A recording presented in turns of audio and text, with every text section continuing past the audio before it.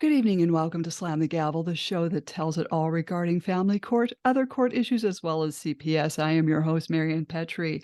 I have a brand new guest on. I have Marcus Hart on. He is an American author, podcaster, recording music artist, journalist, and filmmaker that was born in Milwaukee, Wisconsin. He is currently the founder and CEO of Transform U Media Network, but has done work with other companies such as RocNation UK, Animal Music Group, Global Summit Publishing, and Conscious Media Relations, and countless more. His first book of 6 others, My Name is Specialist Marcus C. Hart, Part 1 of 3, was released in 2007. His first single, Grinding All the Time, featuring legendary recording artist Bun B, did over 100,000 views on YouTube in its first month of release. Also, Marcus put out a new book called The Holistic Guide on Mental Health as a guide for today's world. And if you're struggling, take this once-in-a-lifetime chance to change direction, dream bigger, and live confidently without reservations. This book is a companion on your path to excellence and peace of mind, and I hope it will become your trusted resource for life's journey to wellness. And you can find the book on Amazon as well as all his other books. So, Marcus, I'm so glad to have you on. And how did you write all these books? You're amazing. Uh, you know, I tell anybody, and I have heard people tell me this too. It's like, if there's something that come to you, you write it down. Keep a notepad around, or even you can even nowadays just record it. Just Mhm. record it to a voice memo, and as these ideas come to mind, because a lot of the books are kind of like spin-offs of my own life experiences, and just things that I absorb and observe. Mhm. Yeah, and with all the life experiences, I remember when I was younger trying to write a book, and I thought, "I don't have an imagination, I have no life experiences," until stuff actually happened, and then I had something to write about, you Right. know? I don't have an imagination, I don't know how people write novels, nonfiction, but Yeah. or, fiction, I mean, but, you've done quite a few, and, what inspired you to write all of these that are really helping a lot of people? Yeah, and that's mostly part of it. It's the fact that, like, I gain the need to want to help others, and want to prevent them from, like, going through some of the things that that I necessarily went through, or help them through some of the things that, like, are very similar to what I went through. And even if you didn't go through exactly what I went through, a lot of these principles, a lot of these strategies that I talk about in my books are, like, really really relatable, and are really applicable to, like, any situation. Mhm. Do you have people contacting you and asking you about how to handle some of these situations? Yeah, absolutely. I get that all the time. Even if it's just a family member, because, Yeah. like, they know of the mission that, like, that I'm here on Earth to do, and so sometimes people just gravitate towards me, and I say, oh, okay, we're gonna do this. We're gonna talk about talk about this. But yeah, that happens quite often, and and I have always been sort of like the counselor of the family, counselor of just walking through life, and people seem to, like, gravitate towards my aura. Mhm. Yeah, are you taking, like, crisis calls? Are you getting h a lot of them every day? I don't know if you're getting a lot or not. Well, not so much from the time when I pastored. When I pastored, I was getting woke up, like, all times of the day. But nowadays, it's, yeah, I think I average probably about, like, 4 or 5 a week. Where someone Yeah. calls me, hey, Marcus, like, I got this going on, or somebody will send me an email, someone who's been listening to my podcast, and there was a topic that, they wanted a little bit more explanation on, they send me an email, or a direct message. Mhm. When did you start your podcast? The podcast was started 7 years ago, the Transform You Live show. Mhm. Um, it and that's actually a spin off of like one of my books, 30 Days to Transform Mentally and Spiritually.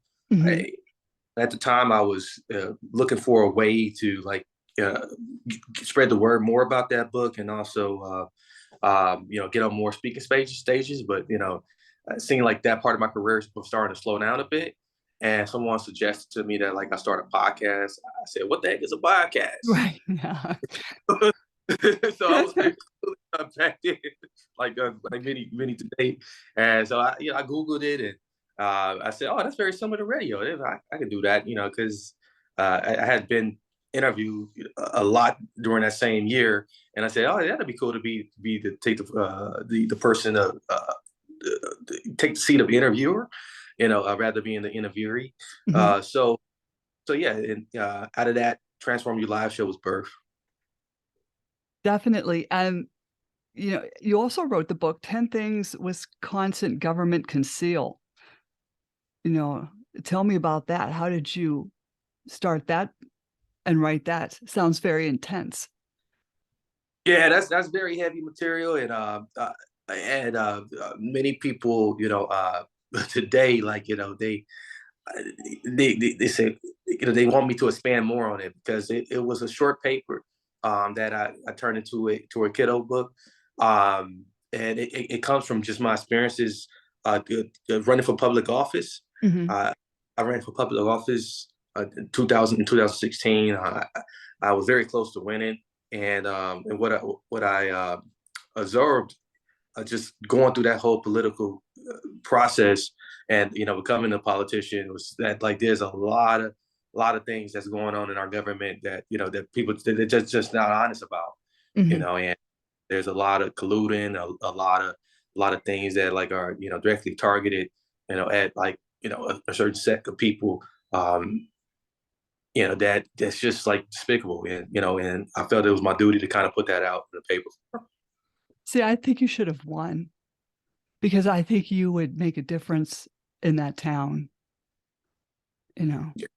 It's a shame because there's a lot of good people that run for these offices, and like you said, they're colluded on or, there's conflict of interest or, um, I don't know if it was like attorneys chipping in for other people's, um, campaigns.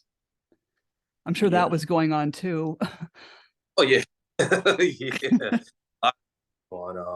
On I mean, just like trying to get an endorsement was like was like, okay, if you're not in bed with a certain person, that you're not going to get a certain endorsement. uh it was very tough. It was very very very strange, and like you will see like the obvious, like way that like once someone get in office that like they owe somebody else favor because of Mhm. what they promise on the campaign trail, or even what they promise on the trail becomes opposite of what they do in office, simply because of these conflict of interest, simply because of a lot of these different hidden agendas, that a lot of these lobbyists come out with huge super PAC supporting these candidates, and a lot of other strange things. Yeah, when you were running your campaign, were you ever threatened? Oh yeah, absolutely. In fact, I originally initially ran for like state senate, the state senate seat, and that was an open seat. And then I got several phone calls from like I'm just gonna say it, liberals, uh, and I was very shocked. These were black liberals that would call me and say, "Hey, no, you shouldn't you shouldn't run for the seat. We already got who we want for that seat. And you're not going to win because we're gonna load tons of money behind the person we want in that seat, and they shouldn't have to run against you. We prefer you to run for state representative in District 17. You'll have a better chance. And if you don't, like we'll have this conversation again." Well, that's not that's terrible. Like, how many times did they call you with that? Oh yeah, this call was happening every day until I finally conceded and said, this isn't feel safe, So like, I'm just gonna go ahead and and run for state representative. But looking back on it, I kind of regret, you know, um, kind of stepping away from that opportunity to run for state senate because like I definitely would have won. But the level of threats that was coming at me, and being as young as I was, and not really having much of a artillery support to kind of like do something about it. I got more love. I got a huge more fan base platform now where if something like that would have happened, I would have been able to counter it. Mhm. Mhm. That's a shame. It's a shame what they do to people that really can help and make a difference. Yeah, so yeah, there's a lot of silence. They try to silence people, try to silence free thinkers, and Mhm. I mean, we talked before, Marianne, about just the situation you went through in court, and and just like it's got to be their way or the highway, Mhm. and everything they can to silence you. And they're all personality disorders that are doing this. Right. They're not people that want to see progression. They don't wanna see, things change for the better. I don't know why, but that's what they're doing. Yeah, yeah, it's totally what they're doing, and it's really a shame, and you find out that these people are if they were diagnosed officially, they'd be diagnosed with machiavellianism, narcissism, and other like sick psychopathic disorders that that points to the reason why they want to hold power over regular class citizens. Mhm. That's a shame. It's a shame. Did that also lead you to write your new book, Holistic Guide to Mental Health? Yeah, yeah, yeah, that was definitely a part of it. Because again, a lot of a huge part of the population around the world, go walk around undiagnosed, and and once they are diagnosed, what tends to happen is they get loaded up with these prescription drugs. Um, they're not offered any real therapy, there are real alternative solutions that really help. The level of support is just non-existent for people that are suffering through mental health. And then you got big pharma that Mm. is just pushing for more and more people to be diagnosed and put on these prescription drugs. And and then of course, if big pharma is pushing it and they got the money, they're corrupting a lot of our people, our policymakers. Mhm. Oh, definitely. And, people there's a stigma, going to a psychiatrist. People, don't wanna go. I mean, I didn't mind going because I figured, I needed some help to calm down. I had such bad anxiety, as we talked before, and depression, and he helped, and I think he also gave me another medication, like, it was the 3rd one that I didn't like. I said, "Hey, I don't like feeling like this bad. Now I'm feeling this crappy." He said, "Well, I thought you wanted to feel numb." Because he knew all this was just absolutely insane. He knew the court system, and, he says, "Okay, we'll just wean you off this." I think people need to know that if they do see a psychiatrist or a doctor and they're put on something that they are not happy with, tell the doctor and, be open and tell them you wanna get off it. Some people feel they are afraid to talk to the doctor, I don't know, but I just thought I'd put that out there. Yeah, and that's very true. Like when you are working with any doctor, you still are in charge of your health. You Mhm. say no. You still got the right to, tell the doctor, hey, let's try some alternative solutions. Like I've been researching this. I want you to take a look at it, and let's move in that direction. I fought for years, trying to get acupuncture, Mhm. trying to chiropractic services and other alternative solutions that like aren't so abrasive, you know, uh, through the VA, and I Mhm. finally able to champion that, a couple of years ago, and now you're seeing more and more vets getting that type of help. But to your question and to like just your comment, this you can find a lot more relief, a lot more benefit by just working in unison with your doctor, whoever your doctor is, rather than letting them make all the decisions, which a lot of times, unintentionally and sometimes intentionally, they are like pushing these drugs Mhm. uh, because someone says so. Right. That's of them. Mhm. Yeah, tell me about acupuncture because I some of my friends are doing this, and did it how does it work, or how does it help you? What I like about it, like about acupuncture, because what they do, it's very different. It's over a 2,000 year old ancient Chinese tradition, traditional medicine, and when you first go in, they do a full analysis of your of your health, and they don't focus on whereas Western medicine, like kind of treating the illness or whatever it is that's ailing you. They instead they try to find the underlying reasons, and try to tackle those things. Like it may be you may have a liver issue that you didn't your liver might be functioning properly, and that may be causing you to have all these other issues.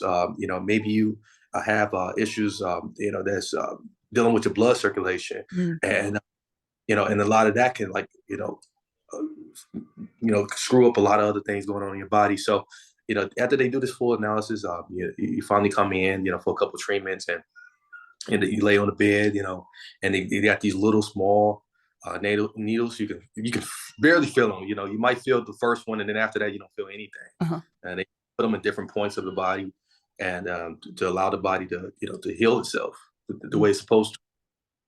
Yeah, that's fascinating. That always fascinated me, and, I'm glad you wrote this book on mental health because especially now, things have just gotten crazier in this world, and, I just eh, people everybody needs help of some sort. Yes. Yeah. Yeah, when you think about inflation, when you think about the pandemic, and then this invisible war we're fighting with Russia, Mhm. it's like I Mhm. mean, a lot of a lot of things that people today are just lightly traumatized by. And then then you go into their households. There's more things they're suffering with. And dealing with like relationship issues, and kids. Kids are kind of spiraling out of control Mhm. uh, because of the amount of like negative entertainment that's being pushed and put out to mainstream. Mhm. Uh, and and and, and so what you end up finding out is that uh, the lack of support, lack of emotional support, and the lack of lack of guidance to kind of deal with like some of these underlying mental health issues is just not there. And so you got an increase of suicide, especially among men, um, because they just don't feel appreciated, don't feel loved. You got you got women that are just trying to push through every day, and just it's getting rough. It's getting bad. Mhm. It just it seems like it's just not a safe place to bring a baby into this world. I hate to sound like Margaret Sanger, but I mean, it's really scary. If I was 22, I would definitely not be bringing a kid into this world knowing what I know. It's pretty pathetic. No, absolutely, and I fear for my kids' life all the time. Um, I try not to be a helicopter dad, Yeah. but involved that I try to ask the questions that needs to be asked. I try to let them know that like, hey, you're loved, you're appreciated. You can talk to dad whenever you want to, and if you can't talk to dad, there's counselors at your school. Know who your counselor is at your school, and and you always got like other family members that care too. So you know it, it is tough because the amount of influence that you know you, that these phones got on these kids, and just like mainstream media is, and then if it's not corrupting your kid directly, they still got their friends that's going to like kind of you know put them on the game about like, hey, you check this out, you need to check this out. And so you're working against a lot of forces when Mhm. you kids in this crazy world today. Yeah, and do you find, you know, your pastor helpful? Do you recommend to people to talk to their pastor or priest or rabbi, um, get some support there?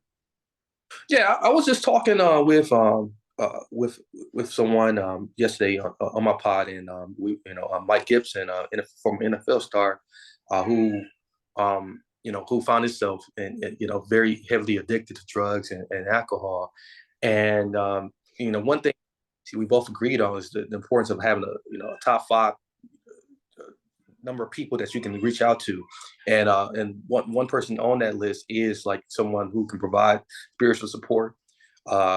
I myself, I got three people for some spiritual support. Mhm. One is a priest, one is a military chaplain, Oh, and the other one is just a very experienced Christian, that I can just go and talk to about things. These are powerful.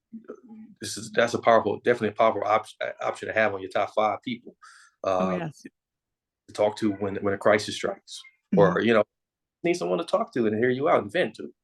Right. I mean, I have a friend who is well, she's a veteran, and, she was also a psych nurse for, like, I don't know, 20 to 30 years, and, she's great to talk to. Even when I was raising kids, she doesn't have kids of her own, but she gave good parenting advice, and, that's what you need when kinda don't know what to do in a situation. You can call someone up and say, "Hey, what would you do?" And, and the reason why I had called her was because remember when they were coming out with that timeout? If your three-year-old is needing a timeout, just Mhm. it's 1 minute per age. Like, Yeah. why would you give a three-year-old 3 minutes? So I did, and it just wasn't working. So Right. I called Jenny up and I said, "What would you do? I mean, this is 3 minutes is not working for this three-year-old." She said, "I set the timer to 12 minutes." So I did when she was being bad, and so I had her sitting on this fluffy little chair and whatever, and I walked by and she goes, "But mommy, I love you." I said, "Yes, I love you too, but you can't talk to mommy like that, and you've got 10 more minutes." And then after that, I swear to you, she never did it again. 12 minutes was enough. Yeah. I mean, yeah. Sometimes they roll out things like that they think it's all one size fit all, but Right. but like that was a real good like a real good advice you got, and I do the same thing with my kids. I do it. Yeah, it was a book that I read back then, Magic 1, 2, 3, I believe it Mhm. is. Give them the three strikes, and then you're out, and Yep. then it's 1 minute per the age of the kid. But sometimes you do got to adjust that. You gotta maybe leave them there and a little bit alone. Well, you get a super smart kid. Hmm. That's the problem. And then they know how to beat this timeout thing. Yeah, But they beat the system. yeah, that yes, yes. Yeah. I mean, I remember her we were, arguing in the car. It was not an argument, it was like a almost like I don't know what it was, but we were talking about adultery Hmm. and that, I had gotten an annulment and I was remarrying, but she brought up, it's still adultery. It was an argument I couldn't argue back. I told her to go be a lawyer. I just don't know what to do. But yeah, I mean, some of these kids are super smart nowadays. Yeah, they definitely are. I got my daughter, my 7-year-old daughter. Uh, she has quite a bit of like behavior issues in school. Uh, but but like what is crazy is that she'll go to daycare totally different kid, like it's night and day. Like, okay, so I came up with the idea, with her mom. I said, listen, we got to start telling her, we got to kind of coach her through this, like, before she ahead of time, before she goes to school. Like, hey, let her know that, like, you got to do the same thing you do at daycare at school. And and she said, okay, well, if I do that for a week, will I get a reward? So, Oh yeah. Yeah. Yeah, these kids want rewards for everything. yeah. But sometimes that can work in your favor. I was getting my boys little jobs when, around the neighborhood, like Right. leaves, mowing, and they would get paid by whoever, and they liked that, and they had developed a good work ethic. Yeah.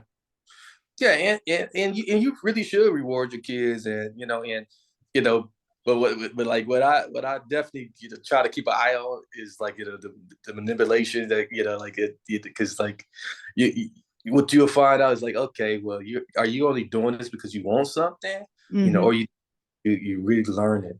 So you got to check in with them, and and make sure that, like, hey, like, there is more than just trying to get the reward, get the movie night or whatever it is you want. So, like, Yeah. I mhm. think more than ever, I just being a parent is to get that work ethic into their heads, because a lot of people just, I don't know, they just don't want to work anymore. No, they don't. They don't.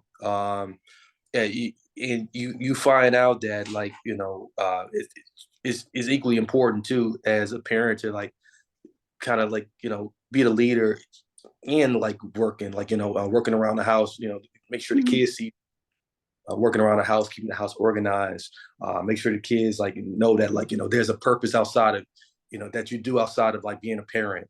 So there's these different things that, like, really matter, and, like, they really come back and they'll bite you in the rear end as the kids are growing, because, like, because then they can look at you and say, hey, you've been a hypocrite all this time, you Mhm. know. Yeah, definitely. Oh, we could talk forever on this subject, but I I, won't keep you all morning. yeah. Is there anything else you'd like to add? Um, it, what I definitely would like to add is that, especially during these times of the year, and then going into the new year, especially because at the time of this recording, like, we right here before the New Year's bringing in, there's a lot of pressure. People get a lot of pressure to, like, to want to change, quote unquote, change, Yeah. things about themselves. Uh, it's a lot of pressure to change your situation if you're in a situation that you don't like. But my whole advice to that is just be compassionate to yourself. Mhm. Be yourself. Uh, you know, do write down these things that you would like. These Mhm. goals that you aim for, but take it day by day.